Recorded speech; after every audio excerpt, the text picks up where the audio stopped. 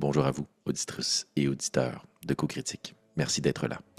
Pour notre épisode ce soir des aventures dans les duchés d'Aubélien, on va retrouver le personnage de Prétessé XIV alors qu'elle vient tout juste de prendre la fuite de la tour de l'Observatoire, la laissant dans un piteux état suite justement à une explosion organique de son nouvel allié Prétessé XI qui a malheureusement laissé la vie derrière pour stopper les assaillants à la pourchasse de notre sympathique robot. Prétessé XIV, elle, dans la fuite, a récupéré Prétessé 22, une semblable à elle qui était plongée dans l'un de ses bassins où elle pouvait agir à titre d'oracle. L'ayant sortie de sa torpeur peut-être un peu trop rapidement, Prétessé 22 est pour l'instant muette, catatonique, assez plate et silencieuse. Et Prétessé 14, elle, n'a que des questions qui méritent d'être répondues. Elle fuit sur des créatures ailées, dinosauresques, guidées par un alphelin qui venait du désert.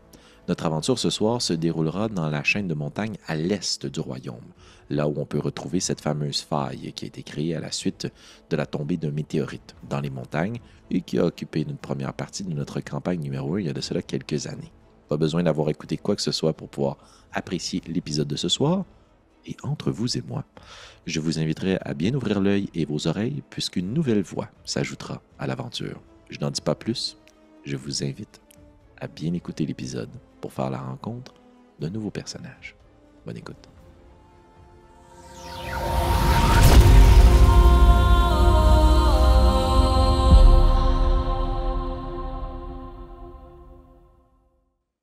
Pour reprendre notre aventure ce soir, je vais vous inviter à imaginer, dans le ciel gris et nuageux, plein de grands nuages noirs qui roulent au fond et qui vous rendent la tâche difficile de discerner à quel point ces constructions d'eau et d'humidité sont immenses ou minuscules, jusqu'à ce que notre caméra narrative aperçoive au loin deux petites formes qui se détachent et qui sortent de la noirceur. Et elles battent des ailes et se laissent planer. Et sur les deux formes, il y a de plus petites formes qui se détachent aussi, dont deux qui, dès qu'elles captent à travers les nuages quelques rayons de soleil, se mettent à luire et à briller. Et on revoit Prétessé 14 et Prétessé 22 en fuite. Derrière vous, les nuages sombres et noirs s'intensifient et l'une des créatures plus petites, votre pilote, regarde derrière avec une certaine crainte. Ses grandes barbes tressées flottent derrière lui à ajuster des lunettes sur ses yeux. Et il parle aux créatures et elle semble accélérer pour se détacher. Et notre caméra narrative, toujours fixée sur ce paysage, voit apparaître à travers les nuages comme si un vide se faisait, une grande structure noire qui s'effondre, la tour que vous avez fait exploser. Et elle s'effondre ainsi et tranche la caméra narrative, mais va aussi marquer un coup dans l'histoire des duchés. Il y aura un avant et après la chute de l'Observatoire. Et la caméra narrative va justement voir cette tour-là tomber, les créatures ailées passer au-dessus d'elle. Et au moment où elle reprend derrière, comme pour vous suivre, on sent que le temps a passé, quelques jours peut-être. Et en accéléré, en alternance, des images alors que le ciel voit apparaître le soleil et la lune, et le ciel et la lune, le soleil et la lune, dis-je bien. Vous vous posez sur quelques montagnes, escarpements, dans un voyage de 4 jours pour fuir l'observatoire et vous rendre dans les montagnes vers le désert. Au fil des jours et des nuits qui passent, Prétessé, c'est assez silencieux sur le campement. À quoi penses-tu? Probablement beaucoup à PTC 11, que j'ai laissé derrière et qui, je sais, y a laissé sa vie jusqu'à ce que peut-être quelqu'un le ramasse et le réanime comme ça a été mon cas. Mais je n'y crois pas, là. J'imagine qu'il est dans les décombres, de la tour. Mais malgré ce sacrifice, j'y vois une réussite. puisque je me dis, jamais plus l'un d'entre nous ne sera traîné là de force et instrumentalisé par les frères de l'Observatoire, puisque la tour n'existe plus et que ça prendra des années avant de pouvoir reconstruire quelque chose de cette envergure-là. Tout à fait. Donc, je pense que je suis quand même heureuse de la conclusion de ce chapitre. Évidemment, je dois avoir une pensée pour l'autre groupe avec qui j'étais, me demander où ils sont, qu'est-ce qui se passe avec eux, est-ce qu'ils pensent encore à moi, est-ce que Jacques parfois raconte des histoires où j'étais présente. Et je me demande aussi si on est suivi. J'aimerais peut-être ça pendant les 4 jours. Tu sais, probablement que je suis un peu craintive de voir est-ce qu'il y a des frères qui sont parvenus à nous retracer? Est-ce qu'ils pourraient nous suivre jusqu'ici? Tu sais, on a parcouru une longue distance puisqu'on volait, là. Fait que malgré ça, je me dis, ce sont des êtres assez puissants, même si j'en connais très peu sur eux, je me doute qu'ils ont des pouvoirs qui pourraient peut-être leur permettre de genre se téléporter. Fait que Mhm. tu sais, je reste sur mes gardes Mhm. par rapport au fait qu'on est peut-être suivi, mais tout de même assez soulagé et fier de ce que j'ai accompli. Et probablement que parfois, lorsque je suis en mode repos, me revient en tête post-TC0, Mhm. qui est probablement maintenant mon plus grand cauchemar réveillé, là. Mhm. Et maintenant, l'une des raisons de plus de ne jamais dormir. Mhm. La première fois que vous avez touché terre et que votre pilote et ses 22 ont débarqué de ces grandes montures ailées, t'as vu que l'une des créatures, justement, était blessée et ça préoccupait le pilote. Et de fil en aiguille, pour que tu puisses bien comprendre rapidement les enjeux de ce qui se présente devant toi, tu sais que 11 n'a pas sauté parce qu'il craignait, en fait, que les créatures puissent pas vous supporter. Mais Mhm. visiblement, l'une de vous deux, dis-je bien, est de trop. Soit OK. 22, soit 14. Et 22 est pas aussi allumée que toi, là. Elle a été déconnectée brusquement. Tu n'en tires pratiquement rien. Elle communique beaucoup avec ses yeux, qui sont pour la plupart du temps apeurés. Puis même au fil des jours qui passent, si j'essaie d'entrer en contact avec elle, tu sais, je pense que j'essaierais possiblement aussi de lui faire un peu ce que j'ai tenté de faire moi aussi, tu sais, d'entrer en communion avec la lumière à l'intérieur de moi, comme lui apprendre un peu, même si moi aussi je suis en train d'apprendre à travers ça. Puis en même temps, c'est pas un pré-TC 14, fait que je sais pas si les mécanismes sont les mêmes, mais je pense que je profiterai de certains moments où on est juste toutes les deux pour essayer qu'elle se centralise sur sa force à l'intérieur. Hmm, très bien. Pour un peu résumer ces deux grandes actions, c'est-à-dire vérifier si vous êtes suivi, être aux aguets, puis interagir Mhm, avec le 22 plutôt qu'avec le pilote ou les ptérodactyles. Regarde, on va le dire, ce sont des ptérodactyles. Avec mhm. les ptérodactyles, euh, je te proposerais deux jets. Un probablement de perception ou OK, d'investigation. Est-ce que tu cherches à voir si quelqu'un se présente à vous ou plutôt à regarder s'il laisse des traces si vous êtes épié? Qu'est-ce OK. que tu choisis? À voir si quelqu'un Parfait. Donc, nous suit. perception. Et la deuxième jet, pour tenter de la calmer, si on veut, ou l'aider à se Mhm. détendre ou à reprendre contact, ce serait soit un jet d'arcane ou bien un jet de persuasion. OK. Je vais y aller avec Arcane. Très bien. Donc, Fait que je vais perception faire. et arcane Ouais. pour les deux premiers jets ce soir. Perception, j'ai eu 18. Hmm, Arcane, j'ai eu 22. très bien. Excellent. Pour la perception, tu fixes probablement un soir de là où vous venez à essayer de voir si tu es capable de distinguer la tour. C'est assez reconnu dans les duchés qu'il faut être très loin pour ne pas la voir, alors qu'elle se Mhm. perd dans l'infini, ou plutôt se perdait. Et un soir, tu la vois se distinguer.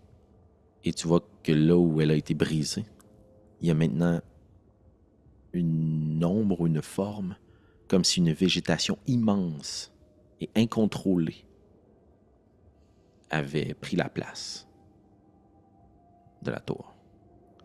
Et pour le 22, oui, tu avais une question? euh, comme ça m'apparaît anormal qu'une végétation ait pris place aussi rapidement. C'est pas Non, c'est pas du naturel. tout naturel. Non. OK, d'accord. Et pour le 22, arcanique, le premier soir, tu n'en tires rien. Le deuxième, tu vois qu'elle n'a plus peur et qu'elle veut que tu restes avec elle. Vous passez comme ça un long moment en silence, juste côte à côte. Le troisième soir, tu en tires un premier mot, alors qu'elle pointe le ciel, et que le ciel est maintenant un peu dégagé de ses sombres nuages, et qu'elle te prend le bras, là où est inscrit ton nom, et qu'elle te dit merci. Hmm. Et au bout du quatrième soir, vous finissez ensuite votre trajet dans les montagnes, et vous devrez vous séparer. Tu n'en tires pas une conversation, mais quelques mots simples.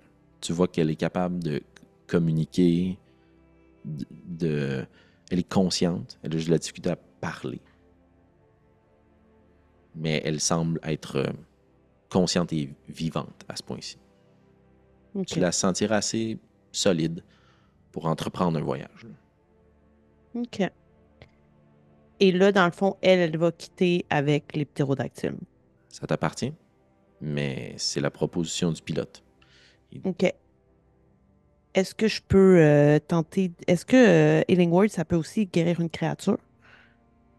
Ou c'est Oui, seulement oui, des assurément. humanoïdes? Oui, ça pourrait guérir la OK. créature. Ben, dans ce cas-là, je demanderais au pilote. Vous permettez que je m'approche pour tenter quelque chose afin que votre voyage soit plus clément? Oui, mais ne vous approchez pas des pattes. D'accord, je ferai attention de ne pas m'en approcher trop. La créature se retourne, puis elle commence à taper, puis tu vois qu'il lui parle dans une langue que tu ne connais pas, formée de cliquetis et de murmures, et la créature se calme. Et tu vois qu'elle est blessée au niveau de l'aile, de l'épaule. Parfait. Je vais m'approcher, puis je vais aussi me mettre à lui parler, puis j'essaierai d'imiter Jacques quand il parlait avec les animaux. C'est Hum, comme quand il s'approchait des créatures, puis qu'il tentait de les calmer et tout ça. Donc, j'imiterai un peu ce qu'il faisait. Puis, je vais quand même faire mot de guérison, puis je vais le faire au niveau 2 pour essayer de lui en donner le plus. très bien. Euh, donc, ça va lui faire un petit 8 points euh, de guérison. Tu vois que la créature au début est pincée, surprise, et elle se détend. Quel est le mot que tu lui murmures? Je pense que je vais juste lui parler. OK, C'est très bien. comme, je la rassurais. Le voyage va être bon, ne t'inquiète pas. Tu es entre bonnes mains. Tu sais, j'essaierais de vraiment la calmer pour que justement, quand j'infuse ma magie, parce que ça doit être quand même un peu intrusif, là, Mhm, euh, comme qu'elle soit déjà en mode un peu plus calme. Je la parlerais comme un animal de compagnie, puis je la toucherais, là, tu sais, j'essaierais de la flatter. J'ai pas peur. très bien. Autant le pilote que 22 sont un peu surpris devant ce geste-là, ta capacité à interagir rapidement avec la créature. Et le pilote se rapproche de toi et sa décision est prise. Je vous amènerai à nulle part. Et elle viendra avec moi. Si vous voulez nous rejoindre, dirigez-vous vers le bois d'Hazelwood. À Val des Noix, vous trouverez ce que vous cherchez, l'un des vôtres. Merci. Et si je peux me permettre, pourquoi nulle part? Ah, Vous croyez qu'il y a quelque chose de bon qui m'attend là-bas? une façon pour vous de prendre un voyage plus discret. J'en aurais besoin. Oui. Il tape sur l'épaule. Et on va se concentrer sur ta main qui flatte la créature pour la détendre. Ta main flatte cette grande créature d'écaille. Et notre caméra narrative, entre deux caresses pour la détendre, va présenter une main différente et les écailles vont laisser place à un pelage. La main peut être un gant ou une peau plus grise. Une bonne main, pleine de cicatrices assez larges, une poigne solide. Et c'est tes au revoir. Iskandar Sachakov, dis-je bien. Iskandar, tu dis au revoir à ta monture que tu laisses chez l'un des bergers des montagnes. Notre caméra narrative te voit de la tête aux pieds, alors que tu remercies l'homme en lui remettant quelques pièces, j'imagine, compensation. J'aimerais que tu nous décrives d'abord et avant tout, qu'est-ce que l'on voit? Initialement, vous voyez, la monture est un destrier qui semble en avoir déjà vu. Un pelage brun beige avec une crinière blonde qui a, comme j'ai dit, eu du vécu. N'est pas... elle est bien entretenue puisqu'il prend soin de son cheval, mais il y a quelques coups qui se sont perdus ici et là avec les fils des batailles. Mais quand on tourne le regard un peu plus vers le gaillard, c'est un demi-orc qui d'un bon 6 pieds 3 qui porte une armure lourde sur le dos. Un glaive qui est ce fameux bout de ce bâton avec une lame au bout, au dos, armuré de diverses armes, que ce soit un fléau, des hachettes de lancer. Ces couleurs qu'il vient arborer sont... il porte un tabard par-dessus son armure, où est-ce qu'on peut voir le mauve du duché d'Aiglefort. Oui, ce mauve qui est très frappant, puisque les bordures viennent à être blanches également. Une distinction qui vient à être faite, l'aigle semble superposé à un flocon de neige, où est-ce que semble avoir des touches légèrement bleutées à ce niveau-là.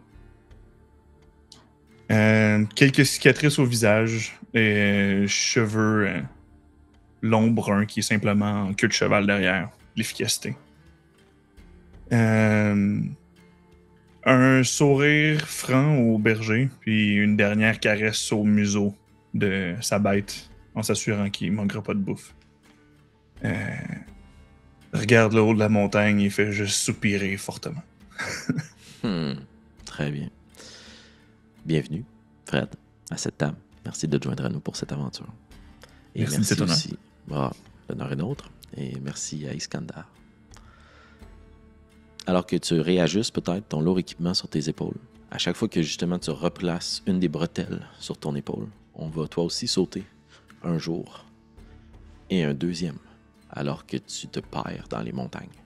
En dépit de ta capacité, ton expérience, ton vécu, de te replacer, reconnaître, survivre, on va quand même pouvoir le vérifier avec un dé, tu te rends compte qu'il serait très facile pour quelqu'un de moins expérimenté de se perdre ici et de juste mourir de soif ou de faim. Le haut, le bas, le nord, le sud, ça perd un peu de son sens étant donné que tu es constamment entouré de grandes pierres. Et à certains moments, tu espères trouver une porte, une grotte, sachant pas trop ce que tu recherches pour t'y rendre, tu sais que c'est la place qui te trouve. Quel est ton état d'esprit au fil du temps qui passe, sachant que tu n'as pas vraiment le contrôle sur compléter ton objectif? Ayant une habitude d'être un peu plus citadin ou vivre au travers les plaines, habituellement, je vis de mes rations et j'ai pas nécessairement à chasser ou me faire des abris dans la forêt. Donc, pas que la survie est un peu moins de mon côté, mais sachant les gens que je cherche, sachant le genre de personne que c'est, j'irais plus dans une optique de chercher les détails de... je sais que parfois, certains malautreux peuvent utiliser un langage particulier, laisser des traces qui, pour eux, ont une signification spécifique, mais qui, pour le commun des mortels, ça veut absolument rien dire. Donc, être plus à la finesse du détail que le soin de ma propre personne et de ma survie dans ça. Parfait. Très bien. Alors, je vais t'inviter à faire les 2 premiers jets de dés de ton personnage de la campagne. Je te proposerai pour ton premier jet de dés quelque chose qui repose plus sur la survie ou la nature, soit pour dans une optique de t'orienter ou de trouver ration, eau. Qu'est-ce que tu souhaites? Je vais y aller avec nature dans ce cas-ci. Très bien. Donc, nature d'abord. Un gros 11. 11. C'est noté. Et le deuxième, investigation ou perception. Ta capacité à trouver un endroit judicieux pour être placé une telle marque ou bien tout simplement la voir. Parfait. Dans ce cas-ci, je vais y aller avec investigation. Et je vais utiliser mon Tactical Assessment, une de mes manœuvres de guerrier qui me permet de rajouter mon Superiority Dice à mon jeu d'investigation. Parfait. Donc un D8 de plus, je crois. Pour un total de 28. Touché. J'ai brassé 8 sur le D8 et 16 sur le D20. Ça fait du bien. On va le prendre. Très bien. Pour ce qui est du jet de nature, tu vois que la montagne est vicieuse. Elle te tente, te donne l'impression que tu as trouvé un endroit où tu serais bien. Puis le soir, il y a une brise froide qui vient te geler un peu dans l'humidité de ta cape. Un moment, tu sembles trouver des galets un peu plus plats qui donnent un repos à tes pieds. Tu suis le chemin escarpé, tu te ramasses à un endroit très difficile, mais lentement plus difficile. Donc, en tant que têtu, t'abandonnes un peu trop tard avant de rebrousser chemin. Elle est extrêmement difficile à reprendre dans l'autre sens. Ça joue sur ton orgueil et ton ego. Mais t'es quand même capable de trouver certains endroits pour te reposer, prendre une gorgée d'eau. Et par chance, tu trouves une source pour remplir ta gourde. Avec ton 28 d'investigation, dans l'un de ces fameux détours, un de ces pièges que la montagne te tend, comme si tu étais véritablement dans un labyrinthe fait pour un enfant, mais que ici on l'incarne dans une montagne, un grand guerrier. Tu te cognes le nez sur un cul-de-sac, tu te retournes et tu vois un glyphe, une inscription sur la pierre, un triangle qui semble avoir été rempli de 3 barres. Le triangle pointe vers le haut, mais tu ne sais pas ce que ça veut dire, mais tu as au moins la confirmation que tu es en effet à un endroit où on laisse des marques. Et tu prends ce chemin-là, à contresens, et tu vois d'autres glyphes semblables. Un triangle, 3 barres, puis un triangle, 2 barres, puis de triangle, un cercle, un carré inversé avec un serpent à l'intérieur. Et là, plus tu avances, plus tu te rends compte que tu n'as aucune idée de ce que ça veut dire. Mais tu as retrouvé plein de ces symboles-là. Comment Iskandar, ou dis-je Iskandar ou Iskandar? Iskandar. Iskandar. Parfait, merci. Comment Iskandar réagit à ces découvertes? Initialement, il pense être sur une bonne piste et au fur et à mesure, le triangle, ok, il y a une barre de moins, ça c'est correct. Là, c'est un cercle, ok, c'est une forme géométrique. Puis à un moment donné, ça vient juste à faire comme. Pourquoi le serpent? Pas qu'il abandonne, mais il cesse de chercher, essayer de comprendre, mais plus à essayer de trouver un pattern ou un chemin vers où est-ce qu'il trouve les landes pour essayer de suivre quelque chose. Très bien. Plus que de comprendre. J'adore. Et tu trouves de nombreuses marques. Tu sembles avoir trouvé un filon intéressant, mais qui ne mène nulle part. Et tu gardes quand même un œil vers le sommet de la montagne, parce que tu veux, à tout le moins, garder le même niveau d'altitude, ne pas te perdre. Puis là, plus souvent qu'autrement, tu te vois regarder vers le sommet de la montagne. Et là, il commence à faire un peu froid, tu as manqué peut-être un symbole, tu reviens sur tes pas. Il n'y a pas que la montagne là, qui te joue des tours. Ces glyphes-là aussi semblent te faire te perdre. Et à force de vouloir les chercher et les suivre, et à t'y abandonner, peut-être qu'à un moment, tu t'arrêtes et t'en ris. T'es perdu. Iskandar, de son côté, voyant le sommet étant de plus en plus proche, puis un peu plus. Le climat devenant de moins en moins. Friendly, moins accueillant, ouais. disons-le. OK. Irait vers aller escalader plus que d'essayer de survivre, dans le sens d'y aller dans les prouesses de je vais escalader cette montagne-là pour essayer d'avoir un visuel sur quelque chose. Parfait. Excellent. Faisons ça. Je t'invite dans ce cas-là à rouler un jet d'athlétisme. Parfait. 17 plus 8, 25. Très fort. Quelle est ta perception passive? 10. C'est pas faux. Parfait. Prêtez-le. Vous avez repris votre envol ce matin-là, très tôt, avec comme destination finale pour toi, tu le sais, un pic en particulier dans cette grande chaîne de montagnes, qui est très escarpée. À mesure que tu approches et que tu voles à travers les nuages, ton regard se pose sur cette montagne totalement inhospitalière, en contrebas, très loin. Tu vois des habitations et des constructions de Forge Rouge. Elle se situe à mi-chemin entre Mountain Sea, ce pic plus imposant qui se jette dans l'océan. Et maintenant, maintenant dans les airs, la faille que tu vois bien plus loin. Ce grand escarpement, cette faille, cette vallée qui a été creusée dans une montagne. Vous approchez, vous dirigez, et au bout d'un moment, le pilote crie quelque chose, et lui et PTC 22 se détachent, alors que ta créature à toi semble continuer vers les montagnes. Et si tu aimes les défis, tu serais peut-être contente, mais autrement, tu trouves ça un brin casse-cou, puisque la créature va à vive allure, plane, et tombe en piqué, et ouvre très grand les ailes, commence à battre à contrebas, à contresens.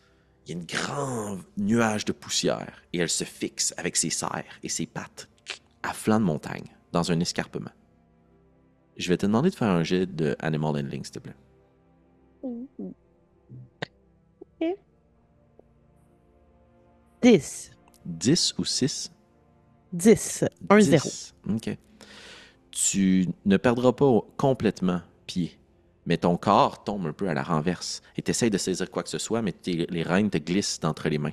Et je vais te demander de faire un jet d'athlétisme, s'il te plaît.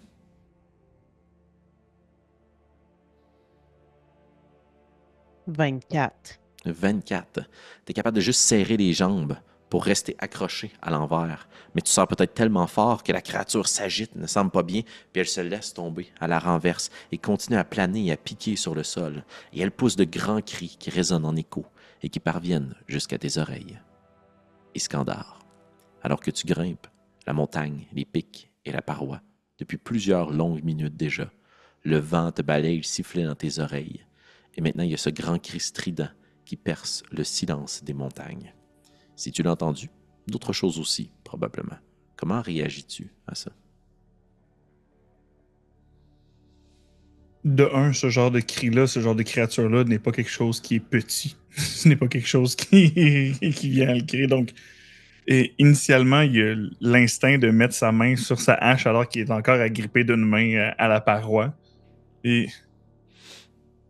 il se dit qu'il va plus finir en snack que d'autres choses s'il vient à vouloir attaquer quelque chose tout seul dans cette région-là. Donc, il essaierait de trouver peut-être un palier où est-ce que ça devient être stable, puis de repérer plus spécifiquement d'où est-ce que la créature pourrait provenir. Très bien. Donc, avec ton excellente réussite d'athlétisme, tu es capable rapidement de grimper jusqu'à un escarpement. Et il y a une petite paroi, un tout petit plateau plutôt, sur lequel tu t'accotes et tu t'assois, puis tu perces de ton regard affûté la grande série de montagnes et de pics devant toi. Et tu finis par percevoir, pas trop loin de toi, des nuages de poussière. Et les cris semblent perdus entre quelques pics à proximité. Et à un moment, ils se taisent. Alors que Prétessé est de retour au sol. Et t'as desserré peut-être un peu les jambes, comprenant que t'es en train d'étouffer la créature avec ta force mécanique, récemment plus découverte. Et la créature se fait juste se plaquer au sol et essaye avec sa mâchoire de te mordre. Et tu finis par juste reprendre place, l'apaiser un peu. Elle veut surtout te désarçonner, te débarquer. Est-ce que tu tentes de la maîtriser ou tu la laisses aller? Non, je pense que je la libérerais, là. Est-ce qu'il m'avait un petit peu indiqué où serait ma destination? Est-ce que je sais si je suis à comme 50 km ou si je suis assez proche pour pouvoir le faire à pied? C'est pas comme si j'avais peur de marcher, là. Tu reçois, en effet, tu as reçu la même indication que tout le monde donne par rapport à nulle part. C'est pas toi qui t'y rends. C'est nulle part qui te trouve. C'est nulle part. C'est sûr que c'est pas toi. Et c'est plus précisément près de ce pic. Certains disent plus haut, certains disent plus bas, mais on ne sait pas c'est où, puis c'est nulle part. Comme elle semble vraiment vouloir se dégager de moi, puis que ça risque de me mettre en danger si je reste, je pense que je descendrai au sol, puis je poursuivrai à pied, tout simplement. Très bien. Tu glisses de la créature et elle te renverse, se retourne vers toi, hurle, puis comme instinctivement cesse complètement toute forme d'agressivité. Elle se gratte un peu devant de la gueule, te jette un dernier coup d'œil, bat des ailes. Bon voyage. S'envole. Elle hurle et disparaît. Tu te retrouves seul à travers les escarpements et les pics. Pour ta part, Iskandar, tu vois une grande créature, aux teintes orangées, brunâtres, écaillée. Tu n'as jamais vu une telle chose. Prendre son envol à travers les pics et fuir plus haut dans les montagnes. Dans ce cas-ci, je vais prendre soin de ne pas me diriger vers où est-ce que cette créature-là est. Dans le sens que où est-ce qu'elle se dirige là, mais plus où est-ce qu'elle a atterri pour repartir. C'est pas le comportement d'un animal, surtout après avoir fait tout le brouhaha qu'il a fait, de tout simplement repartir de cet endroit spécifique. Très bien. Pour ce faire, tu serais obligé de redescendre l'escarpement et la paroi que tu viens de grimper. En même temps, si tu vois une telle chose avec de si grandes serres volées autour de toi, à flanc de montagne, c'est peut-être pas le meilleur spot. Exact. C'est un très bon lunch. Alors, plutôt que d'être un fruit ou un sandwich, tu décides de redescendre cet escarpement et d'aller plus en contrebas. Vous ne vous voyez pas, bien que vous deux, joueurs et joueuses, sachiez que vos personnages sont à proximité, à travers ces grands pics de pierre, comme si la montagne avait explosé en éclats et c'était juste planté dans le sol. On voit peu ou pas devant soi. Et je vais vous inviter les deux à rouler un dessin, s'il vous plaît. De mon côté, j'ai 88. 88. J'ai 91. Très bien. You got speed. À 91, c'est toi l'heureuse, chanceuse. Prêtez ça. Alors que tu te promènes à travers les pics et les escarpements, tu entends un petit grabat. La pierre s'agite. Il y a quelque chose entre les pics, à proximité de toi, qui tente de se cacher ou de se subtiliser à tes yeux. Mais visiblement, pas avec une grande adresse, puisque tu l'as entendu ou vu. Je me reconnais probablement dans cette grande maladresse de cachette. J'essaierai de m'en approcher en ayant l'air le plus inoffensif possible. Très bien. Alors que tu t'avances, est-ce que tu essayes, toi, d'être subtil ou te dirais-tu plutôt aux aguets? Aux aguets, parce que j'imagine,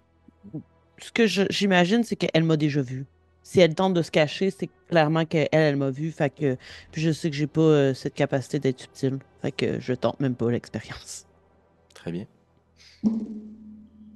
Quelle est ta perception passive? 16. OK. Tu entends comme une agitation devant toi, plus intense, comme si la chose, ou le monstre, l'animal, la créature, avait fui. Puis, admettons, qu'est-ce qui s'offre à moi? Elle semblait se cacher où? Je suis pas trop sûre de pouvoir visualiser. Visuellement, ce que voit Prétessé devant toi, imagine que tu es entre de grands pics de montagne, là, donc de parois rocheuses, des façades, des falaises. Tu es entouré de ces montagnes-là, mais le ciel t'est exposé au-dessus de toi. Tu n'es pas dans une grotte ou dans un canyon. Euh, voilà un peu comme des stalagmites ou comme si des parois de murs s'étaient effritées, s'étaient laissées tomber des parois et s'étaient plantées dans le sol. Donc, comme s'il y avait plein de panneaux, une forêt de pics devant toi. C'est là-dedans qu'elle elle semble s'être Tout enfuie. à fait. Tout à fait. Je vais te donner un autre exemple. Là. C'est très moderne, là, mais c'est comme un terrain de laser tag intérieur ou de paintball. Tu sais, c'est fait pour justement avoir plein de détours. Et tu te rends compte que tu es dans un endroit qui serait très propice à être le terrain de chasse d'un prédateur. Là. OK.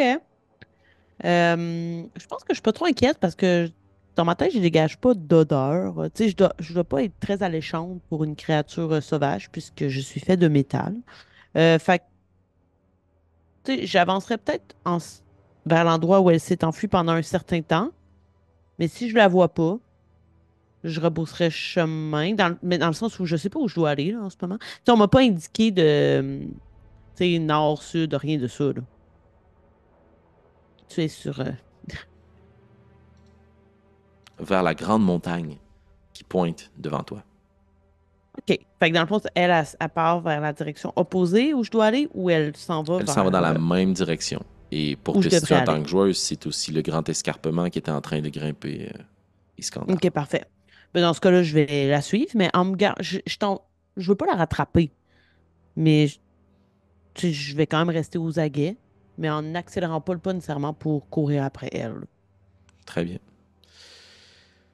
Alors que tu avances, que tu marches, pas très rapidement, assez aux aguets pour ne pas te faire surprendre, il y a derrière toi des pas plus brusques, moins cachés, comme si quelque chose tombait. Et tu te retournes. Et devant toi se dresse une créature avec des vêtements de cuir, un arc en bandoulière, une demi-armure qui couvre sa poitrine, recouverte de poils, de taches, une fourrure qui compose tout son corps et la recouvre, blanche tachetée de noir, de grands yeux bleus, félins, qui te percent, te traversent, de la tête aux pieds te scrutent, sa gueule proéminente, un visage de chat ou de tigre, des pattes velues, qui sont accotées sur une épée courte et qui jonglent avec une dague. Et évidemment, aucune botte pour ce grand chat. Ses pattes sont plantées dans les galets et la pierre. Et avec sa gueule, elle te sourit. Et sa dague qu'elle fait jongler se plante dans le sol, juste devant elle. Elle glisse deux de ses pattes pour la tenir dans son autre main et elle en ressort une autre. Vous êtes perdu? Non, je ne suis jamais vraiment perdue. Je sais toujours où je vais. La problématique, c'est que cette fois-ci, on m'a dit que je devais aller nulle part. Oh, c'est dommage, c'est difficile à trouver, n'est-ce pas?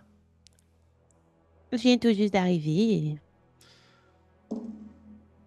Il lance la dague qui est entre ses pieds, plus haut dans les airs. Il fait juste pointer l'autre dague sans la regarder devant lui. Puis la dague passe complètement à côté. Puis il la regarde, puis tu vois qu'il camoufle une espèce de moment de j'ai manqué Matrix. Puis il replace son pied et sa patte dans la dague. Et juste avec ça, tu comprends que la créature qui est devant toi n'est pas nécessairement hostile. Mhm. Iskandar, alors que tu aurais descendu de la falaise et de la paroi, et que tu as commencé à marcher dans la direction de où tu as vu ces grands nuages de poussière, tu détectes dans ce jeu de parois et de pierres les échos des voix qui se parlent. Comment réagis-tu à ça? Ayant eu de mon côté également que c'est pas c'est pas toi qui vas trouver nulle part, mais c'est nulle part qui va te trouver. Je ne cherche pas à être quelqu'un de discret. De toute manière, même si je le voudrais, Iskandar n'est pas la personne les plus à droite à ce niveau.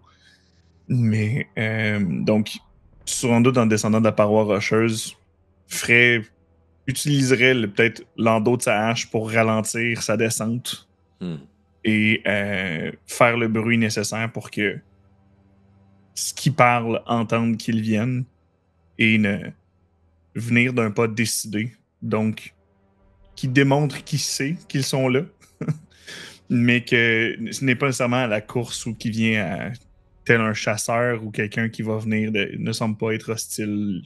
Son bruit d'armure va faire ce job-là à sa place. Très bien.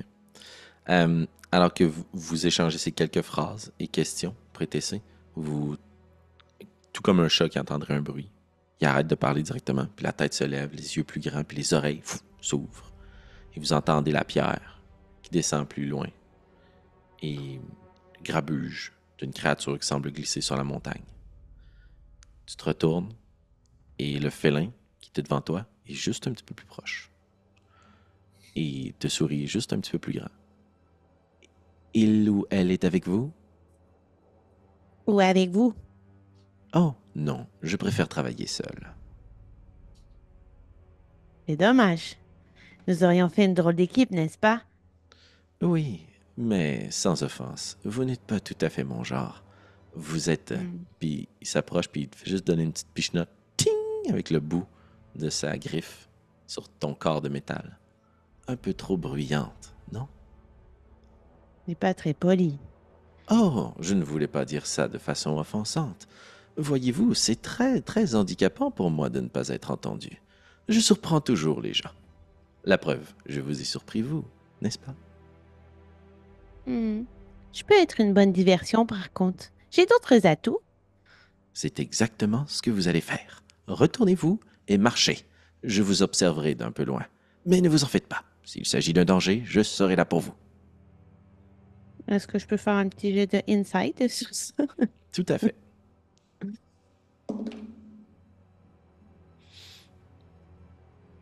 18.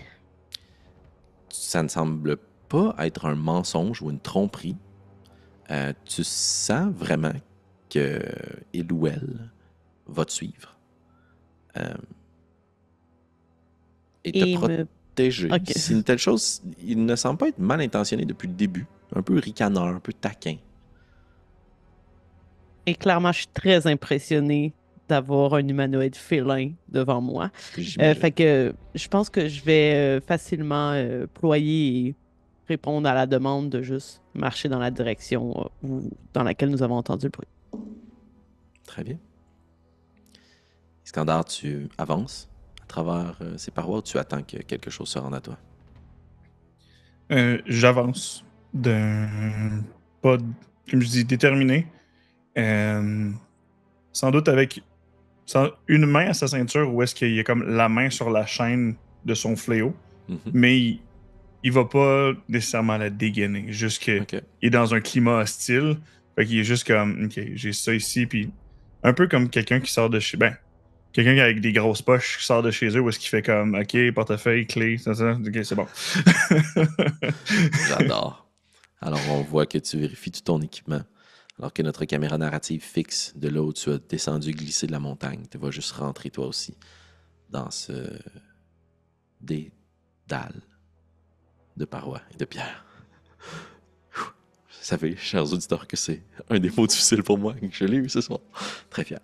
Bon, ceci étant, tu avances à travers les pics et tu entends le bruit métallique des pas de quelque chose. Et ça résonne tout de suite chez toi, Iskandar, comme quelqu'un dans une armure lourde qui grince peut-être un peu. Et je vais t'inviter à faire un jet de perception quand même.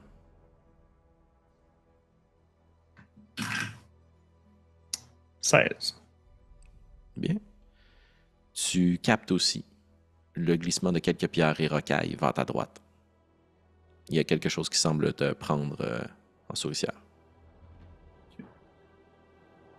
À ce moment-là, je vais sortir mon bouclier. Je vais le mettre à mon bras gauche. Mais je vais juste avoir le bouclier de mis. J'aurai pas d'arme nécessairement prête à frapper. Mais je vais continuer à avancer vers le bruit métallique. Très bien. Tu continues à marcher. Et pour ta part prétessée, tu entends quelque chose recouvert de métal qui marche vers toi. Et quelque chose d'étrange se passe un peu en toi. Il y a des suggestions qui te sont faites d'images en superposition sur ce que tu vois. Puisque le bruit d'une personne en armure qui marche se répercute en écho des milliers de fois dans ta mémoire. Alors que c'est le bruit des troupes qui marchent et qui claquent. Les troupes qui vont combattre, mourir, un jour ou l'autre, de toute façon. Et elles se succèdent, les armées, les étendards. Et tes yeux se fixent sur l'aigle, les ailes grandes ouvertes, superposées sur le flocon du nord, sur le bouclier d'Iskandar devant toi. Et tu aperçois ce demi-orc, tout vêtu d'armure. Vous rencontrez à l'angle de 2 pierres. Comment réagis-tu, prétessé? C'est sûr qu'au moment où je vois l'aigle, que j'ai vu par le passé et qui ne me disait rien à l'époque, on se rappelle là que mes yeux sont rendus rouges. Ils sont rouges pour de bon, là, n'est-ce pas? Oui, tout à fait. On peut Ouais, jouer ici, ok. j'aime ça. Et si tu le permets, je pense qu'au moment où je vois cet homme en armure, ben, cet individu en armure avec un bouclier brandi, probablement que les yeux s'éclairent un peu, là. Tu sais, il y a un moment où on voit le rouge qui devient un peu foudroyant, puis je mets la main sur mon arme aussi. Très bien. Mais je m'arrête. Alors que tu cherches une arme à ta ceinture, réflexe naturel d'essayer de dégainer quelque chose. Tu ne touches rien. Tes vêtements de bonne non plus. Et tu prends juste conscience que ton corps semble vibrer légèrement, comme si tes muscles commençaient à se gonfler d'adrénaline. Et tu vois que tes jambes, ton corps, ta poitrine de métal semblent s'ouvrir un peu, s'épaissir. Et tu sens que tes jointures et tes poings agissent de la même façon. Ton corps se prépare mécaniquement à se battre. Tu n'as pas d'arme. Tu es l'arme. Et tu remarques que ton poing se ferme très fermement. Et tu pourrais l'abattre comme une masse ou un marteau de guerre. Pour ta part, Iskandar, tu tombes face à quelque chose que tu n'as jamais vu et dont tu n'as jamais entendu parler. Premier coup d'œil, tu penses que c'est quelqu'un qui est vêtu de la tête aux pieds dans une armure luxuriante, magnifique, la plus belle que tu aurais vue de toute ta vie. Et tu réalises que le visage de cette armure-là semble s'agiter, se mouvoir. C'est un enchantement, la sorcellerie. Est-ce ce que tu crains? Comment réagis-tu à ça? Étant pas confronté à la magie sur une base régulière, Iskandar il sait où est-ce qu'il se rend, puis il se doute que toutes les choses qu'il va rencontrer, il est rendu près de la faille. Ça va être un repère de tout et de n'importe quoi qui va se retrouver à cet endroit-là. Il va rester stoïque, mais avec un déglutissement de comme... Puis il va juste s'adresser à la personne en avant de lui.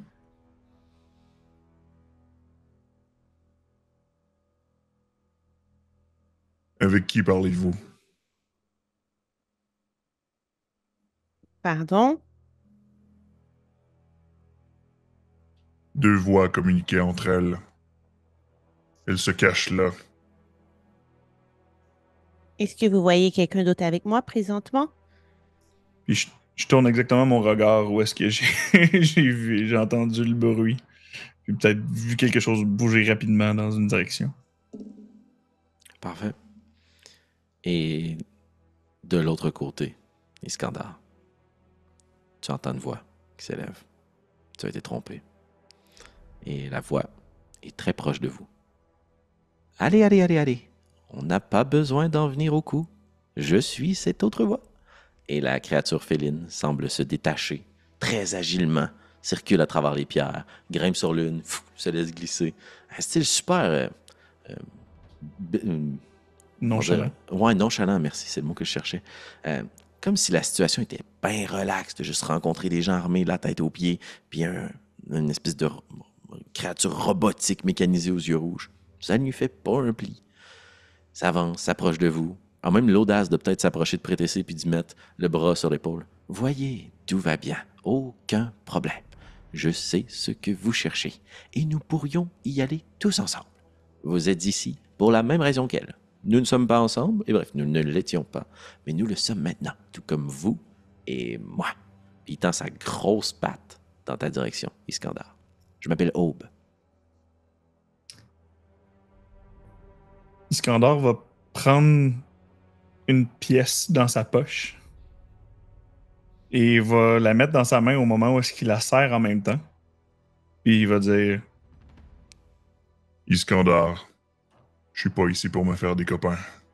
Puis la pièce est voulant souligner le « je te paye pour que tu m'amènes où ce que je veux ». Et non un lien amical. OK. Et, Est-ce que je vois la pièce dans la main de Hope? Roule un jet de slide event, s'il te plaît, Iskandar. De vol relatif. Ah, je l'ai pas caché. D'escamotage. OK, parfait. Alors oui, tu la vois, Prétessé. Clairement, sans surprise. Pourquoi vous faites ça? Est-ce qu'il y a quelque chose que j'ai pas compris? Puis là, j'essaye de chercher pour voir si j'ai pas des pièces pour participer, moi aussi, au rituel que je ne comprends pas. Du tout. Aucune pièce sur toi. Évidemment. Puis je serre la pince, puis le regard soutenu et le léger sourire en coin, mais avec un stoïcisme, fait juste mettre l'emphase sur le « this is strictly professional ». Il prend la pièce puis il se retourne vers Prétessé. Ça c'est qu'il sait parler notre langue.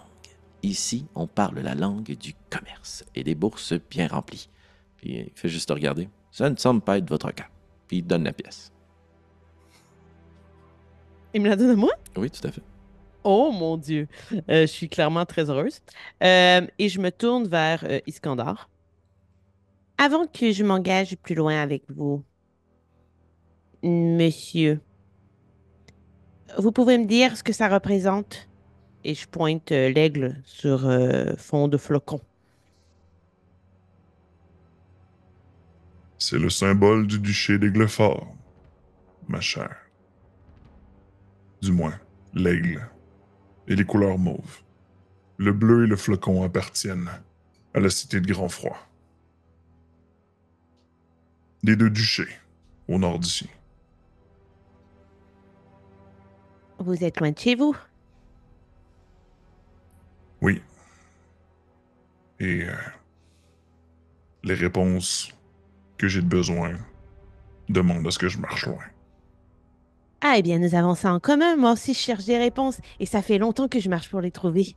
Salut, je m'appelle Prétessé. Puis je tends ma main vers Iskandar. Voyant la naïveté, du moins qui semble émaner de Prétessé contre la nonchalance et l'habitude de la place, Denan, Iskandar va tendre la main et la serrer, cette fois-ci amicalement, pour faire un... Iskandar Setchakov, chevalier d'Aiglefort. Lorsque j'ai tendu la main, j'ai mis la pièce pour lui redonner.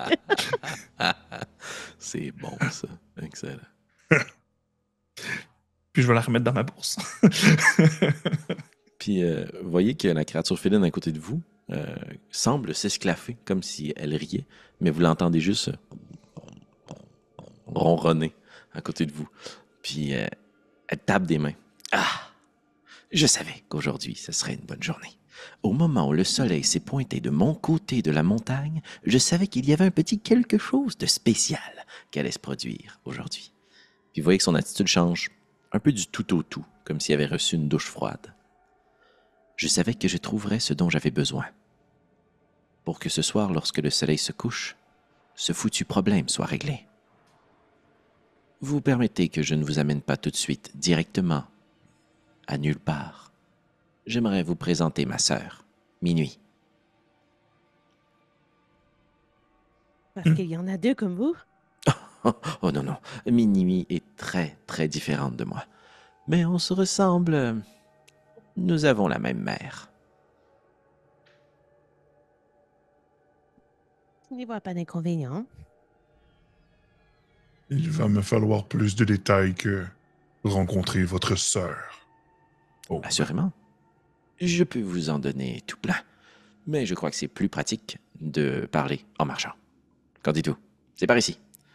Puis, il semble prendre une direction entre deux grands parois de pierre.